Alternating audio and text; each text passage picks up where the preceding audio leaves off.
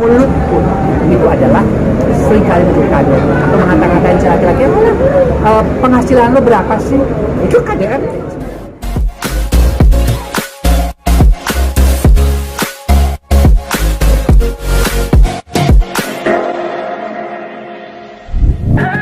Ya, saya selalu mengatakan bahwa kalau terjadi perselingkuhan itu pasti salah satu orang tidak nyaman, ya. Artinya kalau suami istri itu nyaman di rumah bersama dengan pasangannya, dia pasti nggak kepengen selingkuh.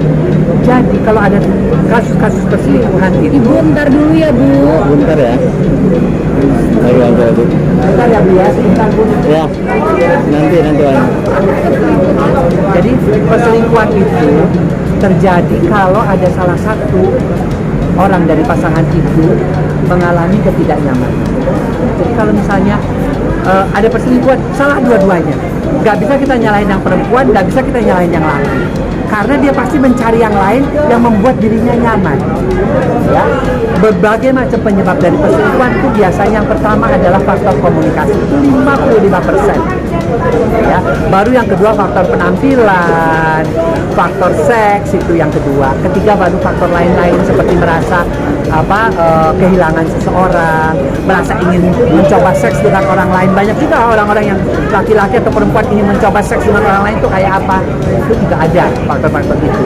Atau faktor egoisnya. Memang ada beberapa laki-laki yang memang dari awalnya memang sudah tukang selingkuh, ya selingkuh lagi, mau dia udah menikah, mau dia cerai, menikah lagi juga begitu. Bahwa sifat seperti itu memang sulit dihilangkan gitu loh. Jadi kita juga mesti mengerti bahwa makanya ketika menikah itu bibit bobot bebek itu mesti tetap dicari, ya, dilihat bagaimana sih dia latar belakangnya. Makanya mengapa sih orang tuh harus pacaran dulu, harus tahu keluarganya. Kalau kebetulan saya Jawa Barat, tapi Jawa juga, di mana bibit bobot bebek itu dilihat.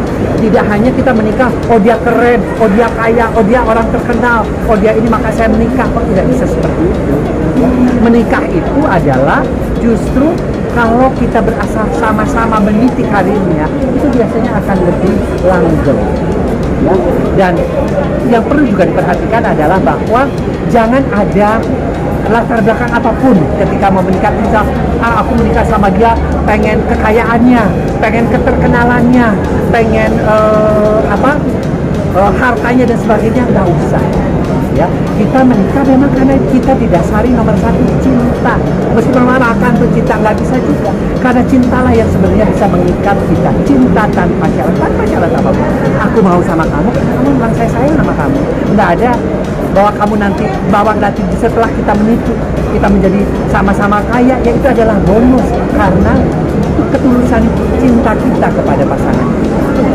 Dok, kalau bicara soal sebuah kenyamanan dalam sebuah rumah tangga, nah di kalangan Harti sendiri dia mempunyai pasangan yang bisa dikatakan cukup sempurna lah ya Dok, tapi masih melakukan sebuah perselingkuhan.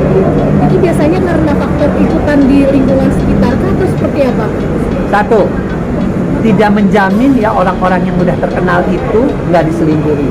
Apakah orang-orang yang terkenal itu juga memberikan kenyamanan? Kan dia bilang kenyamanan kepada si laki-laki itu atau kepada si perempuan itu, dia pasti mencari karena yang dicari oleh setiap laki-laki, oleh setiap perempuan adalah nyaman secara fisik materi, nyaman secara mental, dia merasa secure, mempunyai pasangan itu merasa senang, kemudian nyaman juga secara jiwa, ya, secara pikiran pun, ya, jadi nggak kemana-mana.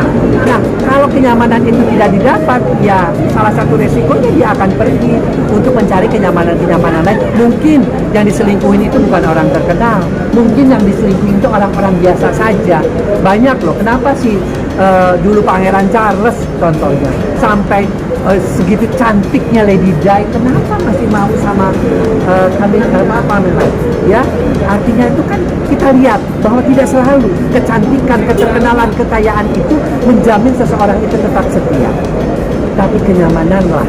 Banyak pasangan-pasangan yang biasa-biasa aja, tapi bisa sampai tua dia ini karena dua-duanya Sama, pernikahan itu mengembangkan diri mereka berdua. Pernikahan itu sakinah, saling mencintai, mawadah, saling memotivasi untuk maju, dan warahmah, selalu dalam koridor cinta Allah kepada mereka berdua. Itu yang harus dipertahankan. Makanya mengapa selalu kalau kita datang pernikahan, mudah-mudahan samara ya, sakinah, mawadah, warahmah, karena sebenarnya inti perkawinan itu adalah saling mencintai tanpa syarat, saling memotivasi untuk maju bersama-sama, dan selalu dicintai oleh Allah karena kita tidak melanggar larangan-larangan yang acukan di dalam kitab suci. Kalau penyebab karena faktor hypersex sendiri, Dok? Hypersex itu orang sering salah sangka. Ya, hypersex itu adalah kalau seseorang melakukan seks berkali-kali banyak dengan berbagai macam pasangan, tapi tidak pernah puas dan tidak pernah orgasme. Saya belum tentu. Mungkin agak tinggi seseorang dari seks, ya tinggal diatur aja sama yang perempuannya, diatur waktu-waktunya, ya, atau konsultasi dengan psikolog, dengan dokter untuk bisa mengatur supaya seksnya itu yang perempuan dinaikkan, yang laki diturunkan. Kan ada cara-caranya. Bukan caranya langsung isi laki-laki kemudian mencari yang lain-lain di luaran. Itu hanya akan membawa sakit buat si istrinya, sakit bukan hanya jiwanya tapi ke penyakit-penyakit yang mungkin akan dibawa dari akibat perselingkuhan tersebut. Dok, tapi kalau misalkan sang suami istri nih dia salah satu selingkuh dengan sejenis, itu ada istilah penyakit dalam kedokteran juga nggak? Kita harus pastikan dulu kalau dia itu selingkuh dengan sejenis, ya, apakah dia itu murni gay atau apakah dia itu biseksual, artinya dia bisa dengan laki, bisa dengan perempuan, ya. Nah, kalau dia memang sudah terbiasa dengan yang jenisnya yang sama, mungkin ketika dia merasa tidak nyaman dengan yang jenisnya berbeda, dia akan kembali ke yang jenisnya yang sama. Jadi kuncinya. Tapi ada juga laki-laki yang misalnya biseksual, tetapi kadang sudah menyaman dengan istrinya, dia nggak kemana-mana juga. Dia lebih mengutamakan hubungan yang heteroseksualnya ketimbang hubungan yang homoseksual. Dok, dalam keharmonisan rumah tangga yang itu bisa menyebabkan juga nggak sih ke KDRT gitu, atau seperti apa? Menyebabkan apa? Ke KDRT sendiri gitu kan? Oh iya. Akibat kecelakaan. Nah, disitulah yang namanya kemampuan. Makin seorang laki-laki semakin dewasa, dia semakin bisa mengatur emosi. Kalau laki-laki itu gampang marah, kemudian main tangan dan sebagainya, ya itu dia belum dewasa, dia masih childish istilahnya, masih anak-anak, dan dia dan yang dipukul itu amit-amit perempuan kan, kalau dia mau pukul laki-laki gitu loh. Ya. Makanya saya sering mengatakan, bikinlah wanita itu merintih, bukan karena kesakitan dipukul berintih, tapi kenikmatan di bawah ke puncak kebahagiaan. Itu yang harus dilakukan oleh setiap laki-laki yang boleh dikatakan laki-laki yang jantan. Untuk Leslie sendiri, akibat dari KDRT ini bakal ada trauma untuk masalah seksual nggak? Seorang yang mengalami KDRT, apakah itu laki-laki? Saya punya pasien loh, laki-laki yang di KDRT oleh perempuan. Apakah perempuan di KDRT dia akan terus mengalami trauma? Mungkin perempuan-perempuan itu juga meng-KDRT-nya dengan katakan, lo laki apa sih dulu kalau lo nggak kawin sama gue, siapa lo? Itu KDRT. Mungkin dia tidak disadari bahwa dia ngomong seperti itu, dia tidak memukul, tapi ngomong, lo bisa jadi begini karena siapa, karena gue kan. Mungkin lama-lama sih laki-laki juga emosinya terpancing, mungkin ya, kita tidak pernah tahu. Jadi KDRT itu bukan hanya fisik, mulut pun itu adalah seringkali menjadi KDRT. Atau mengatakan si laki-laki, penghasilan lo berapa sih? Itu KDRT. Dan si laki-laki itu menjadi terbuli. Dan orang-orang terbuli itu traumanya akan terbawa. Dendamnya apa yang akan dilakukan? Dia sengaja berselingkuh untuk menyakiti si perempuan itu. Atau si perempuan itu juga mungkin yang dia merasa yang dia akan membalas dengan cara-cara yang lain. Tapi butuh berapa lama dok untuk penyembuhan yang alami?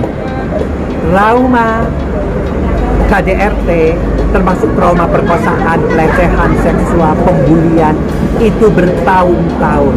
Kadang-kadang kita harus dampingi seseorang itu sampai 6 bulan, 1 tahun untuk menyatakan bahwa tidak semua laki-laki yang ganteng, laki-laki yang itu tidak semuanya begitu. Tidak semua laki-laki itu jahat. Karena pikirannya sekarang seperti itu. Dan tidak semua perempuan-perempuan yang sudah populer, sudah hebat itu juga menyakiti. Banyak perempuan-perempuan yang pengusaha ataupun yang jadi artis yang itu juga tetap baik pada suaminya, tetap menghormati suaminya. Kita kan tidak tahu di belakang itu semua